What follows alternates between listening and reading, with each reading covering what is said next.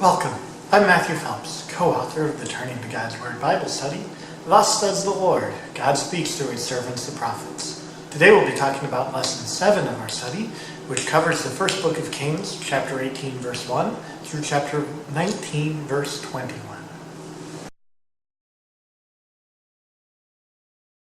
So we're setting the scene. A little bit of time has passed, 3 years. It hasn't rained, as per the word of Elijah, who said, it's not going to rain again until I say so, and then took off. Understandably, the king has been searching frantically to find him, which, to the king's credit, is a sign that he at least somewhat believes that potentially Elijah can make the drought stop.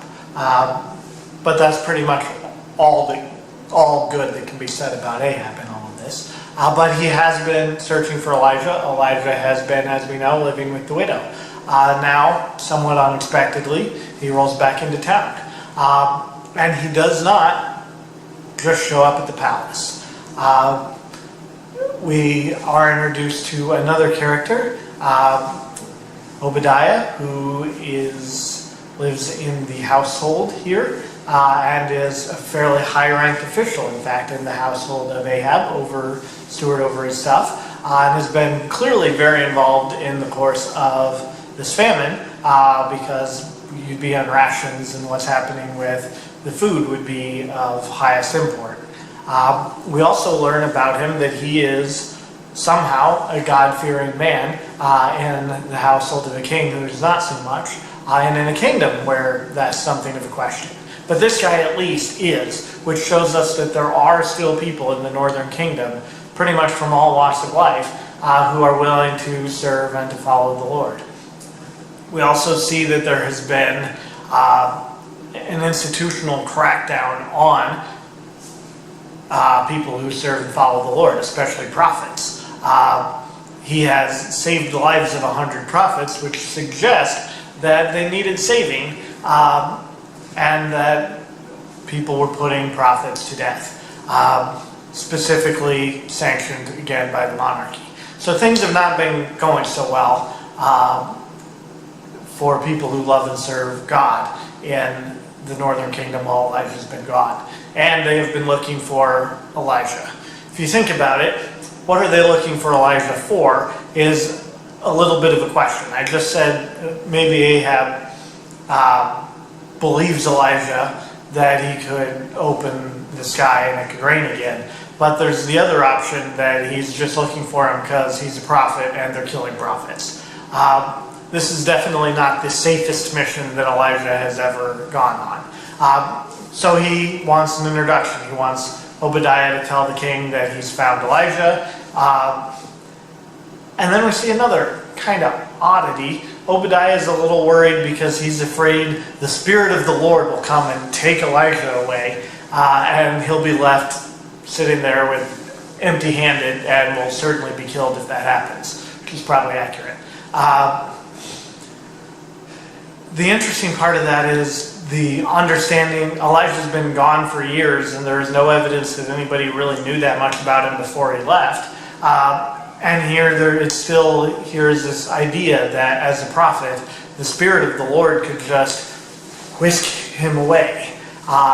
He could show up, mean to be there, God could tell him to go somewhere else, and he could just take off. And it is a legitimate and grave concern here for Obadiah that Elijah could mean everything he's saying, and God could have another plan, and it could go that way. Showing kind of how a prophet is being viewed at this time, specifically Elijah. He didn't seem to be worried about any of the 100 guys he was keeping in the cave not being there when he showed up, or thinking that God needed to protect those. So there is a difference we're also seeing between a prophet, as you might find in a group of people labeled prophets, and Elijah. Like Elijah is in something of a different category. He's taking care of these other guys because he doesn't think God can. And here in the case of Elijah, there is no question in his mind. He's not worried about what happens when Elijah sees the king at all. He's only worried about his own neck if God decides to provide for Elijah and not for him. So he's wanting to make sure that gets worked out. But it shows there is a difference in the mind of this guy between the 100 prophets he's been feeding and hiding in caves and this one guy, Elijah. It's also, it will be relevant to look later or to think later in this lesson. The numbering is kind of interesting. So he also thinks Elijah is closer to God, more powerful than, more connected than, more protected than 100 guys. Elijah by himself, greater than 100 prophets of God. So not all prophets are created equal, even the prophets of God. And Elijah is something that stands over and above these 100 other prophets. So Elijah, good to his word, is now meeting Ahab for the second time that we know of. And Ahab, again, so there are a few different ways he could approach this encounter. A good one would be begging Elijah to let it rain again. But that is not the tack that he chooses. He chooses criticism and accusation. And he pretty much, not a bad political move, wants to put the whole drought on Elijah and blame Elijah for it. So his opening line is basically, "Hi, this is your fault."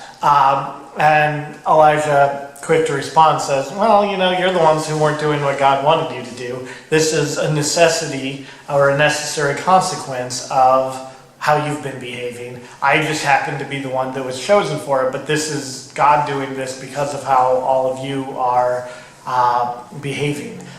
Specifically, and this is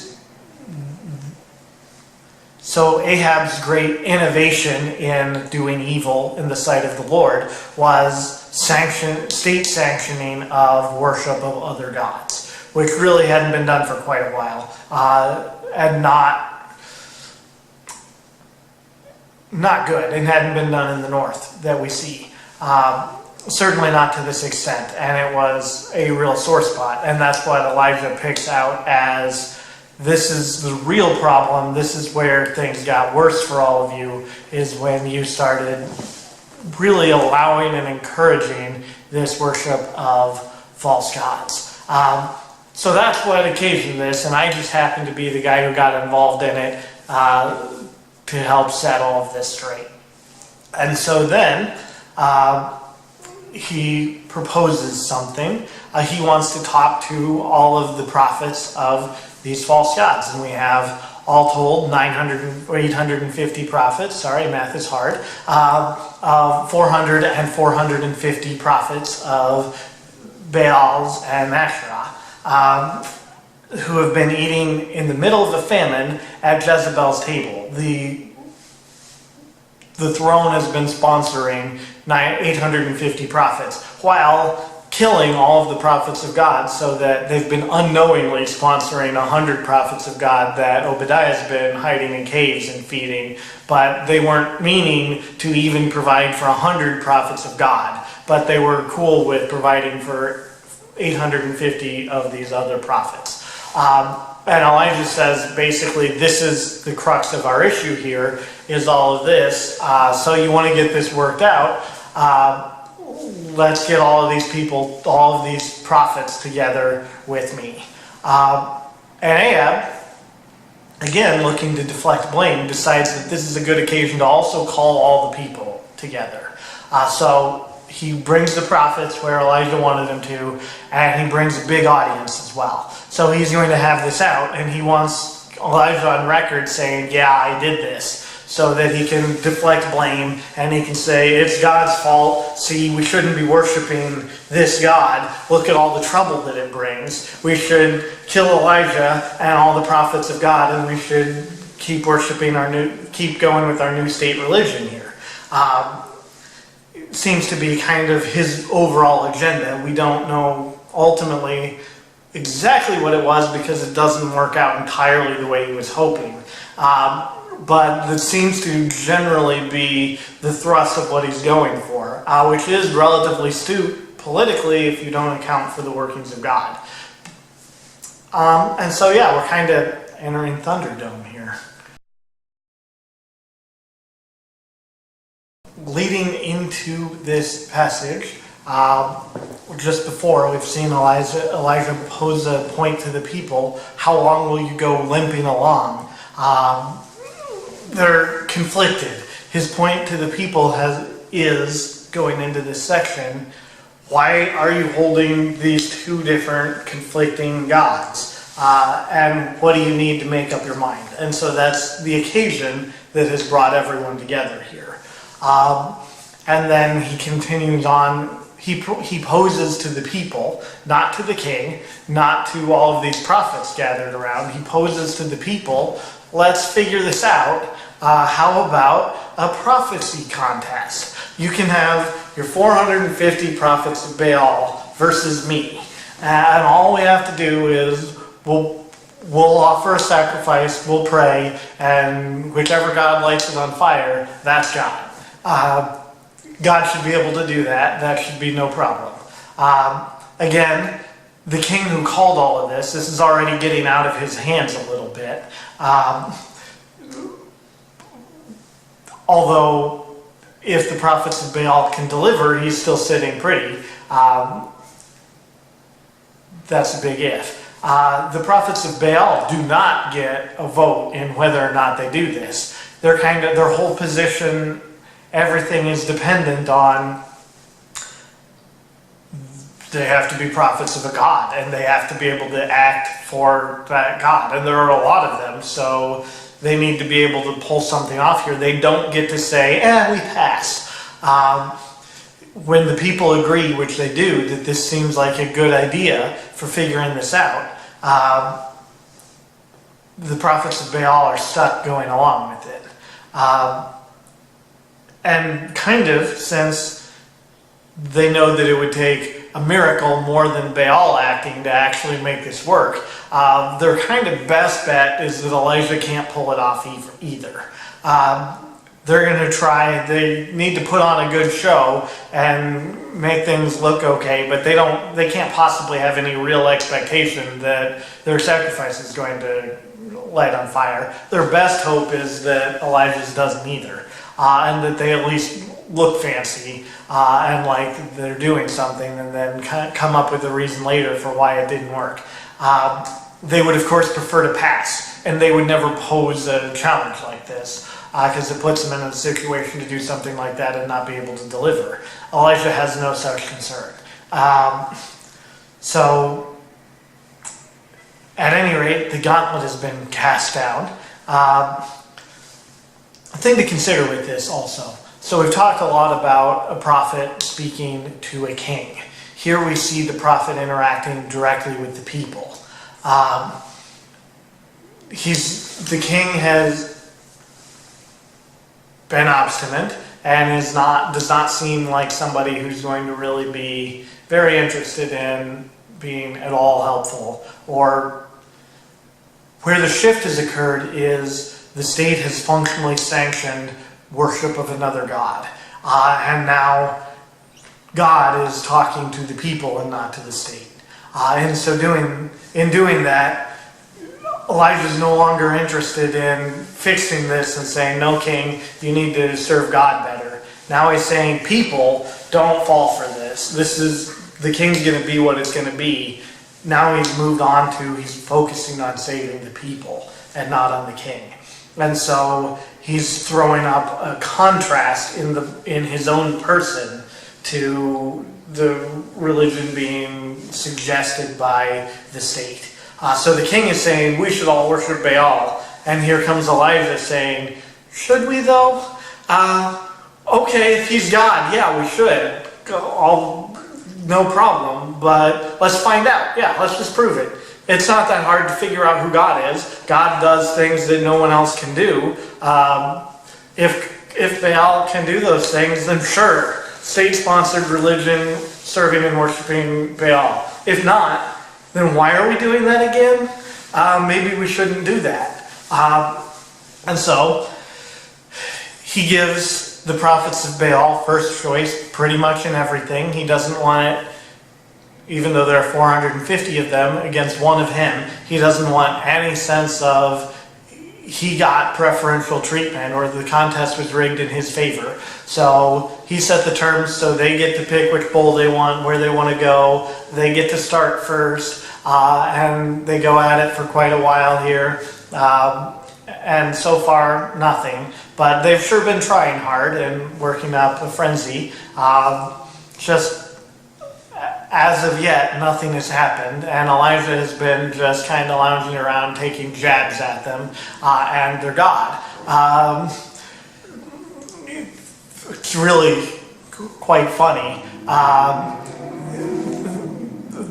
Some of the things he says. Cry aloud, for he is a God. Either he is musing, or he has gone aside, or he is on a journey, or perhaps he is asleep and must be awakened. He's really amusingly, though, trying to suggest, is this really how communicating with a God should work? That you can ask and ask and ask and nothing's happening? That doesn't seem quite right.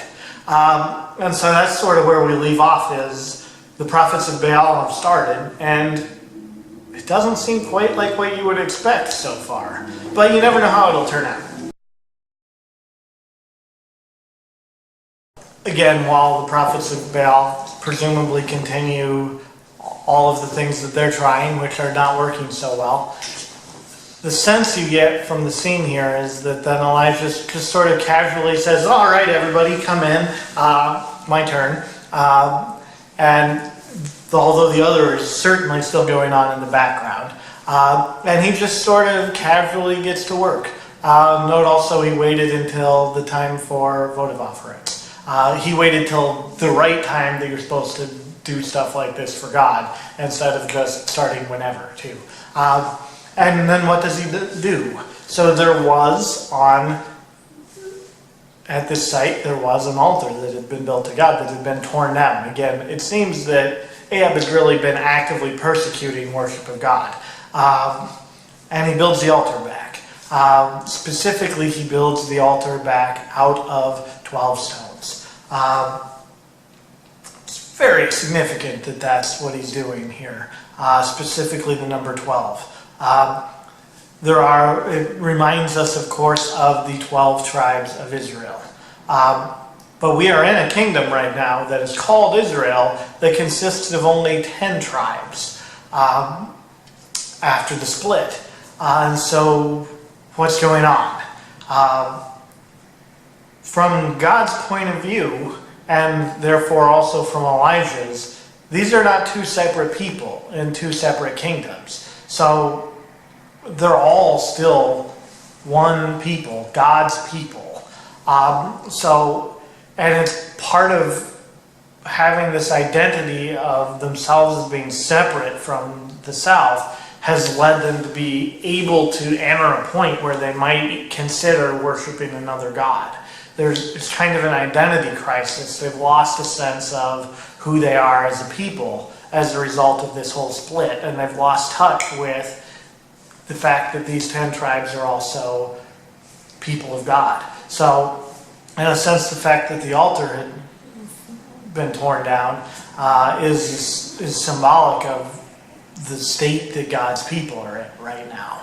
And Elijah, in what he's doing, is showing as a prophet what his role is, what God is doing still and planning is not that this division will be permanent, not that this altar will stay down, but he reassembles the altar as he's calling the people back to worship to God of 12 stones. And then he lays out the wood and the sacrifice, and then he does something.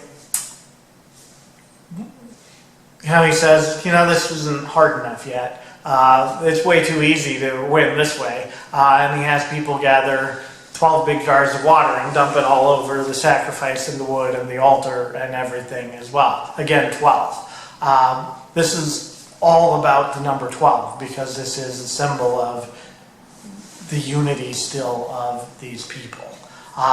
And so while the prophets of Baal are still trying to get something to happen to their sacrifice, Elijah's ready to start trying his now that he's built the altar and made everything super wet, which of course is not conducive to fire.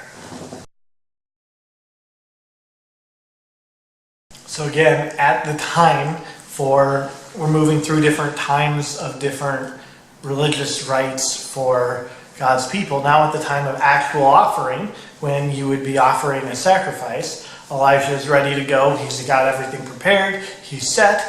So again, all the people are around. He calls on God. First, what does he call God? The God of Abraham, of Isaac, and Israel. There are a few important things there. One, it's an inclusive view of God. It's not the God of the South and of David and that line and the promise to David. It's again, we're looking at the whole united people here. This is all 12 tribes have this common relationship with this God. He is the God of all of them. And then more commonly we see the God of Abraham, Isaac, and Jacob. He uses Jacob's other name, Israel, which is the name of this kingdom. So while he's calling for unity, he's doing it in a way that's saying, this is your God too, people. Very strongly. And again, that call for unity as well. And then, so he calls on God. And instead of calling over and over again, his mocking point to the prophets of Baal was, well, maybe he's sleeping, or you have to call over and over again because he missed what you were saying or something. He calls once, and fire comes down from heaven, and it lights the sacrifice on fire, which was the minimum condition for passing. But it consumes the sacrifice, the altar, the water, everything. It was wholly consumed. At which point, the people rightly say, at least they hold true to the terms of their agreement and say, oh yeah, this is God. Yep. I mean, it would be hard not to. But they say, yep, he's right. Yeah, this is God. Definitely, he's God. And this must be extremely frustrating for the king, who has no interest in going back to worshiping God. Again, it even compromises his power base. He would love to have a state religion that's not the same as the southern kingdom. But that's not in the cards today, because his prophets couldn't deliver. And his prophets are going to have a bigger problem than not being able to deliver presently. Again, with all the people around, Elijah has them all keep the prophets from Baal from leaving, and then he escorts them all down by the river, and it reads like he kills them all one by one. 450 prophets of Baal. That seems a little bit extreme. Remember, these are people who have been directly involved in corrupting God's people and probably oppressing the worship of God.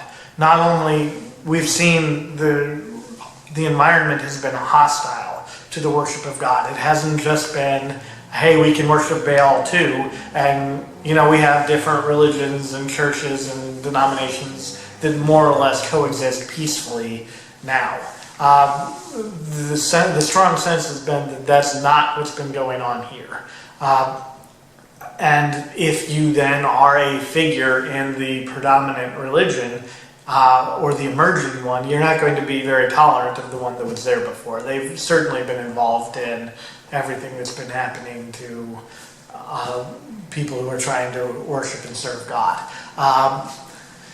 And we've seen God pulls no punches. The punishment for that is death. It's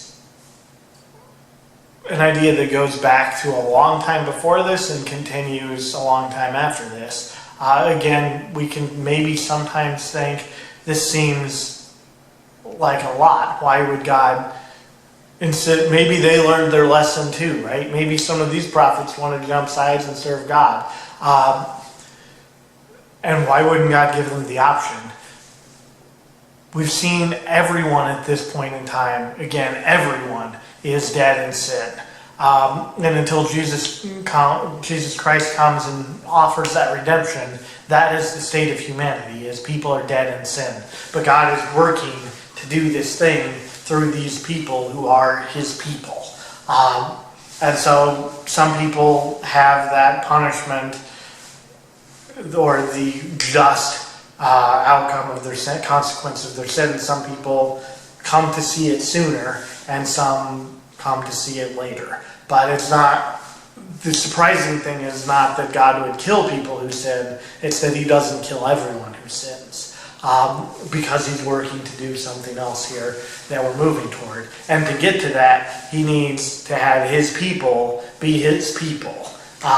From the point here with Elijah all the way to the time of Jesus, God needs God's people. Again, he needs context in which to come so that we have any idea of what's going on. He could just come and zap, saved, and humanity would go right back to where we were. We'd just sin again.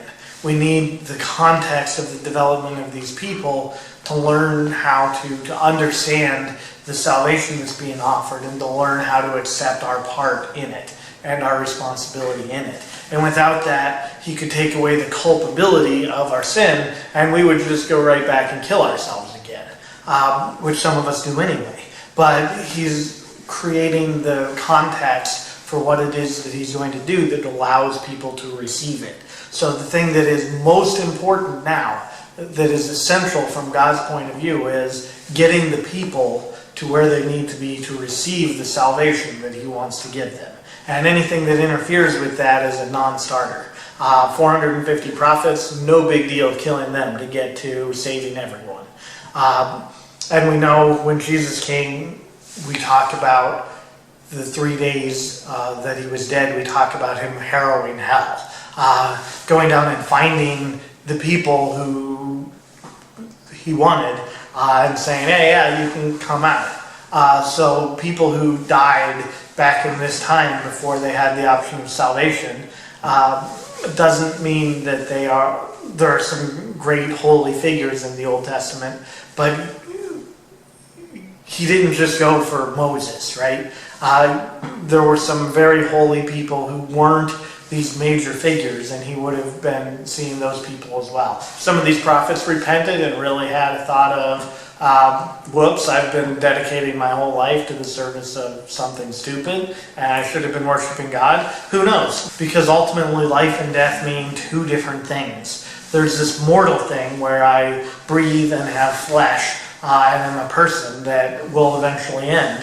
But that's not really my life, and losing that is not really my death now. What Jesus has done is my life is now so much more. I am eternal, and life means being with God, sharing in the presence of God, and death means not that. And so the loss of the mortal part is not really, in the context of what God's doing, very relevant. This is the time we get, and we should make the most of it, but the promise we have is eternity. It's not unlike what we saw with Jeroboam. He's got a little span of time here to get things right, and the promise is eternity if he does. The same holds true for all of us. We've got this span of time to get things right, and the promise is eternity if we do. So again, all of this is working. These people are all, mortally speaking, going to die in their sin. The plan is already in place to, regardless of that, save retroactively and bring into the eternal kind of life anyone who has merited it. So that what happens to 450 prophets, or even to all of the people during the famine, ultimately is very close to irrelevant when considered in the grand scheme of God's plan and humanity. That being said, Elijah murders 450 prophets of Baal. They did kind of have it coming. So there's been obviously a great deal of commotion here, lots going on, and now we see Elijah talk again to King Ahab. Now comes, although certainly not in the way that Ahab would have been looking for it, the thing that he's been looking for, which is it's going to rain. Symbolically, pretty interesting. So the people have been in a drought in reality, no rain, and in another sense in being cut off from God, in having turned away from God. In a sense, they've been in a spiritual drought and famine as well as an actual one. And here, as the people have reconfirmed on Mount Carmel, this is God. And have renewed their desire to worship God. Then Elijah says, yep, so now it's going to rain. Symbolizing that drought is over. Not it is that drought is over, but not just the physical one. Also in showing that the spiritual drought of the people is also over, in a sense. There's a thing with numbers here. They look 7 times to see if it's going to rain yet, and on the 7th, then that's when it's going to rain. In the Old Testament, in the Bible, but especially in the Old Testament, when you see 7 of something happen, that should point you to look forward towards something else coming. Goes back to Genesis and it follows the week structure. But when a week is over, you've got 7 days. You just start right again in with the next week. And creation left something hanging, something left yet to be done, something expected. And 7 is that number of here we are standing at the end of something and yet expecting something else. We're on Sunday, tomorrow's Monday. Or in their case, we're on Saturday, tomorrow is Sunday. And the Saturday-Sunday thing is inherent in that. We're at 7 days of the original creation. When Jesus comes, we move into the 8th day. That thing that was anticipated by the original creation was fulfilled not on the Sabbath, but on the day after the Sabbath. Jesus rose from the dead. So we see we're left waiting and looking for something yet to come. So yes, there's a completion here of 7 days. We see nice, now it's going to rain. We finish this part up, but we should then look and say, so what is this pointing to? What's coming? The ultimate, and it's easy to see water and say this points toward baptism. But here's water, and this points toward baptism. God is promising to give, and he talks about it, Jesus talks about it in the 4th chapter of the Gospel according to John, that people thirst and have to, there's a woman at the well, and her complaint, a Samaritan woman, and her complaint is, I have to come all the time and draw water at this well so that I won't be thirsty. And Jesus says, that's easy. If you'd asked me, we could give you living water that would well up inside of you so you would never be thirsty again. So here, rains are coming so that the people will temporarily stop thirsting. But there's something yet coming that will allow the people, from a spiritual point of view, to never thirst again. And that's coming through Jesus. So they look 7 times. The 8th time, all of that comes through Jesus and through our baptism. But at any rate, it's going to rain. It's also extraordinarily convenient for Elijah that King Ahab has to hightail it out of there before the rain comes, because he's certainly not happy with Elijah at this point, and potentially would prefer to do him all manner of harm at this point. But if he has to hightail it back in a hurry, he can't really camp out, and the people are not going to allow, while Elijah's there and all the people are, anything to happen. It provides good cover for him to take off and to avoid further confrontation at this point with King Ahab. So again, Ahab and company, especially Jezebel, not particularly happy about this. In point of fact, she apparently knows how to send him a message for all these years they were looking for him, they had no idea. But I guess at this point, now that he's out in public again, she at least knows how to send him a message, which basically says, I'm going to kill you.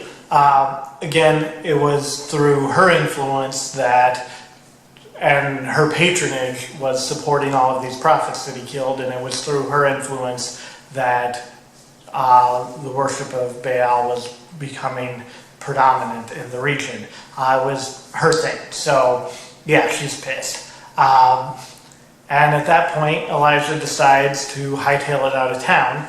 And by out of town, I mean he goes back to Judah. He has achieved initially the objective he had in Israel. He's shown the people there is only one God and you should worship that God. He doesn't care what the king thinks. He's made peace with the fact that that's a losing scenario. But he has demonstrated God to the people. So he goes away, and then we see a really human moment with the prophet. In the previous story with his encounter with the prophets, he seems like such a badass, right? He's just this guy who's sitting there mocking them, and he kills all these guys, and he seems like he's invincible. And then as soon as that's over, you see he's just drained and empty, and he's done. It's like, okay, I did what I came for. Can I just die now? Is basically, but not, he doesn't want to let Jezebel kill him. Because again, it would help strengthen her position and all that. That's a bad idea. But he really is thinking, good, I'm done. This can be over now. But it's not what God has in mind. God can certainly ask us to do things that take a lot out of us and that are not easy. That doesn't necessarily mean that he stops with that, as we even see here. So God speaks to him, he gives him some food, a couple times, some water, and then sends him on a journey. So we saw on Mount Carmel in Israel, we saw this past encounter. Now Elijah is going to go back to he's going to go back to the source. He's going to go to the place, to Mount Horeb, where God revealed himself to the people, and the people accepted God. This is a holy mountain, and it is the source of the relationship between the people and God. So Elijah's feeling spent and done, and God calls him back to there for retreat, if you will, or a renewal, or a refreshing, or an encounter. So we'll see what happens, but that's God's answer is, yeah, you think you're done? Maybe not, but why don't you come away for a little while and we'll talk.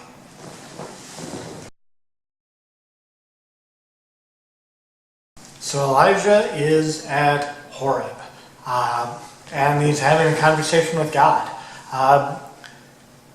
Mostly the thing he's tired of is not the work that he did for the Lord, but the people's lack of acceptance.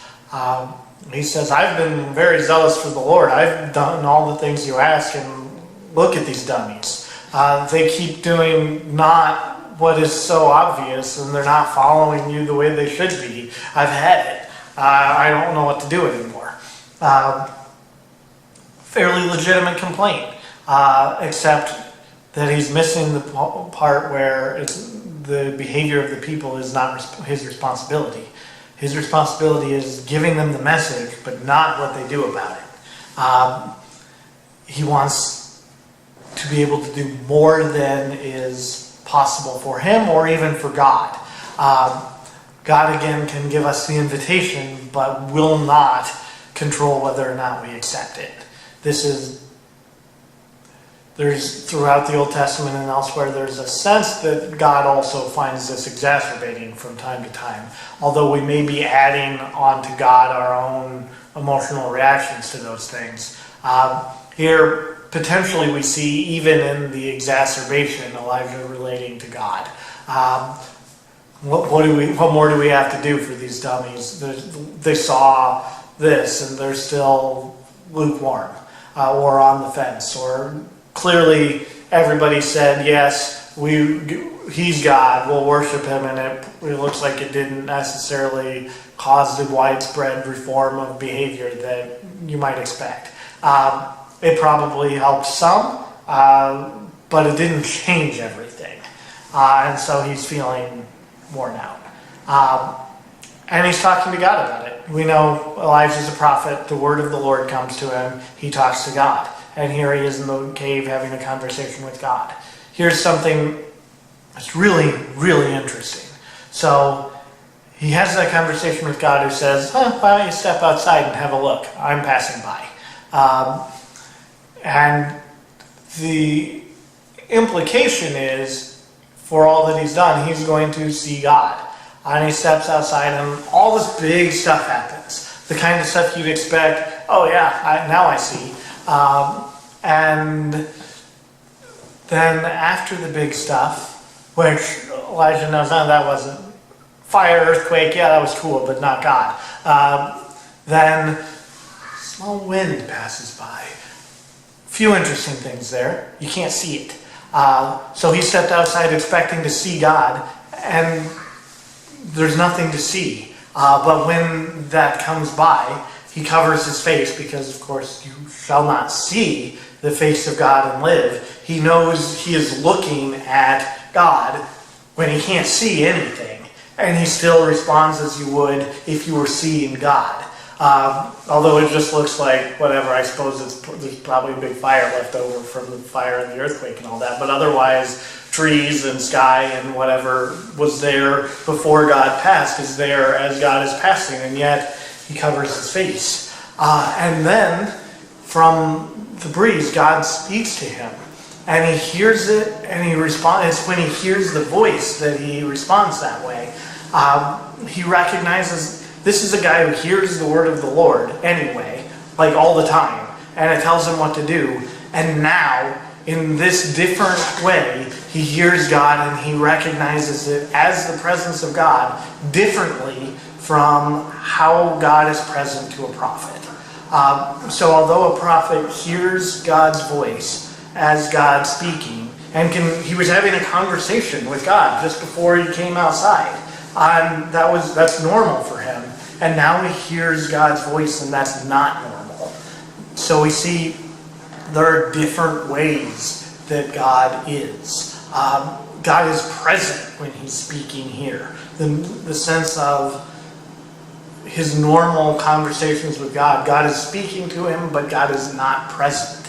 Now we see something different, something more, where God is speaking, but God is present. And that should point us again toward the person of Jesus, and show us fundamentally the difference between Elijah as a prophet and Jesus Christ as who he is. Because as he speaks, God is present. Everyone gets in the person of Jesus what Elijah gets on Mount Horeb, which is better than Elijah had all the time he was being Elijah. This is a thing that he recognizes as vastly more holy and more sacred than the encounters with God that have allowed him to, among other things, raise the dead. This is more than that. And this is what we see in the person of Jesus Christ. It's not just a disembodied voice of God coming to us. It is God present and speaking. And that's where Jesus stands above and apart from prophets, as we see them in the Old Testament. He is more. And Elijah has, with God physically present, the same conversation he was having with the word of the Lord. He asks the same question. It's the same, but it's different, which is just fascinating when we think about what a prophet is and what a prophet isn't. And that this is what God does to refresh Elijah, is rather than just hearing this, I guess, disembodied voice of God, the voice without the presence, he's actually invited to the presence of God, at the source of the relationship of God and his people. And there he can be refreshed. So Elijah revoices here his major complaint to God. We've done all of this, and look at these dummies and what they're doing. And really, God? And God's basic point is, yep, no, you have a point on that. Here's what we're going to do. Yeah, they're trying to kill you, so I need you to go back and rejoin the fray and do some more stuff. Don't worry about the they're going to kill you thing. That's actually not relevant, because I'm God and I've got your back. But yeah, with the people's transgression, yeah, that was a problem. And yeah, something is definitely needing to happen about that. We need to kill a lot of them. How are we going to do that? Well, I've got a few guys lined up who can help us. And I need you to help call them into duty. We've got a couple of kings. First we've got and this is unusual, we've got a king, foreign king in Syria, and we want to get him involved now in killing Israelites. And then he's going to miss some. He'll do a good job, but he won't get everybody. I need you to also anoint a new king in Israel who will also be good at killing Israelites. So Ahab, that guy's going to be out. We need a new king in Israel who's better at killing Israelites.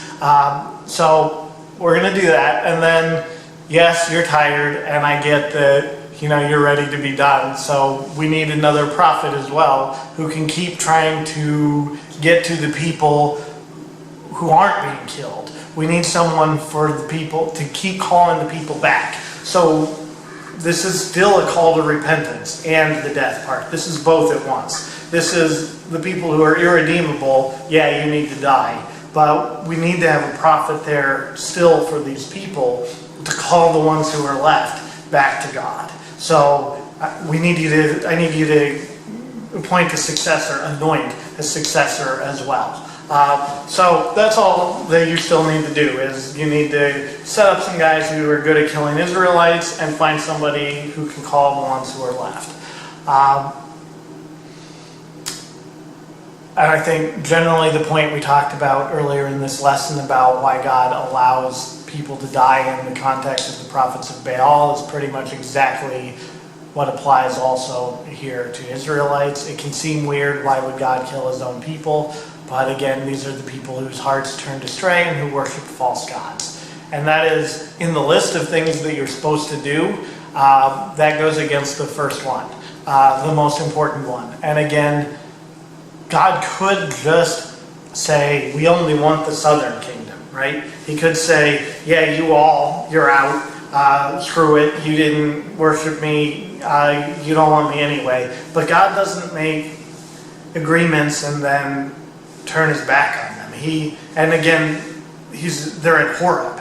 They're at the site where God made the promise to the people. I will be your God, and you all will be my people.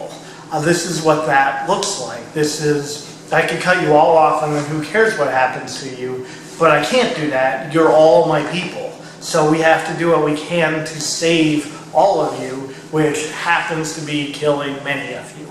But it will keep all 12 tribes as the people of God through what's happening here. So this is actually preferable to the other alternative would be we just keep the southern kingdom and the north is done and these aren't the people of God. He's not doing that. These are still all his people. And he's appointing a new prophet to send them and again try to call as many as he can to find and to serve him. So it's hard for us to see death as a means of saving. A potentially easier way to think about it that is still extraordinarily hard to do is, in a smaller sense, that is still true in our own lives. We have to cut off and we have to kill the things that are worshiping Baal, that are given over to service of or worship of or dedication to things that aren't God. The parts of ourselves, and it's not even just an attitude, it's an actual part of ourselves that prefers these things to God. We've built it up, and I am this thing that wants a pony. And I have to be willing to say, no, I really want Jesus, and let the part of me that wants not Jesus be dead. And that involves suffering. It involves us actively participating in that. God will work with us, but we have to put to death a part of ourselves so that what's left can be pure and holy and in service of God. So this is kind of on a macro level the invitation that's being extended to each of us on a micro level. And in that context, I think it makes a lot of sense. We can all relate to that. Relate to, yes. Do, and maybe later. So, despite the fact that God led with, let's anoint these kings to do some killing, Elijah picks up with, you said something about a guy named Elisha, who's not going to be murdering? Yeah, let's go find him. But again, also Elijah's pretty tired and ready to be done. So he's ready to pass on the mantle, so to speak. If you don't know what that joke referenced, you will soon. And I apologize for the bad pun. But not really. Cool. So Elijah finds this guy Elisha out in the field with 12 yoke of oxen. Not 10, not 2, 12. Again, all the people together.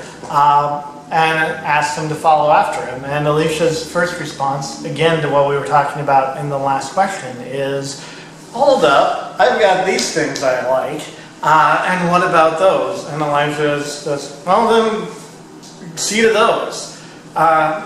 But Elisha, being the guy God has chosen, has the response and says, you know what, never mind, I don't need to do that and all of this stuff. He takes the plow and all of that, cuts it up into wood and uses it to burn, to offer the 12 yoke of oxen as a sacrifice, and is saying, I don't need any of these things that might be holding me back. I'm in.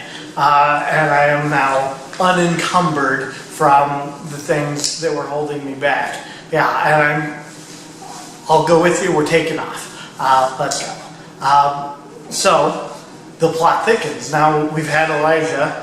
We've talked about all kinds of other prophets and not being the same as Elijah. Now, God has appointed, I think part of it is some of these other people may have themselves chosen to want to be a prophet out of devotion to God, but God has chosen Elijah, and now God has chosen Elisha. So there's this different functional thing, and we're going to get to see how that develops. But now there are two, and that'll be kind of fun.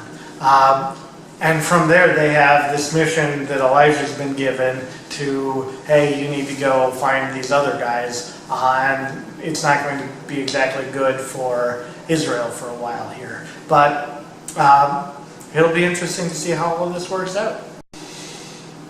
This has been an overview of Lesson 7 of the Turning to God's Word Bible Study. Thus says the Lord, God speaks through His servants the prophets. For more information, consult our written study and visit us online at turningtogodsword.com.